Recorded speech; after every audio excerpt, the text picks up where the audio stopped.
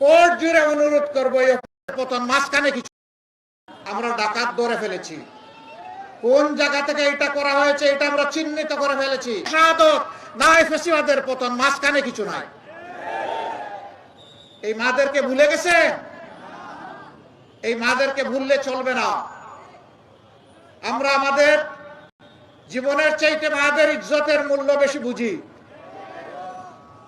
যারা এই কাজ করেন তাদেরকে বিনয়ের সাথে কোর্ট জুড়ে অনুরোধ করবো এই অপকর্ম থেকে সরে আসেন।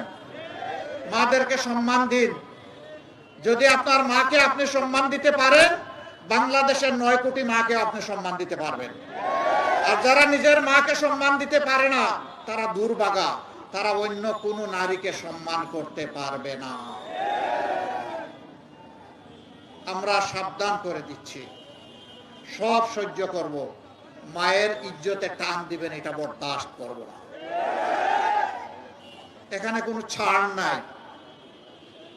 আমি এই কথাগুলা কয়েকদিন ধরে অপকর্মের প্রতিবাদ করছি। গত রাতে আমার টুইটার অ্যাকাউন্ট হ্যাক করে নোংরা একটা পোস্ট কোন একটা বিপদগামী দিয়ে বসেছে, আর এইটা নিয়ে কিছু মানুষ হই হই রই রই শুরু করে দিছে। হ্যাঁ, আমরা ডাকাত ধরে ফেলেছি। কোন জায়গা থেকে এটা করা হয়েছে এটা আমরা চিহ্নিত করে ফেলেছি।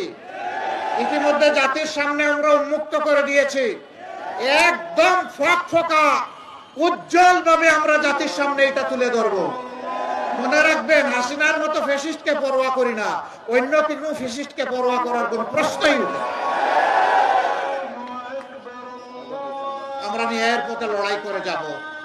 12 তারিখ সেই পরিবর্তনের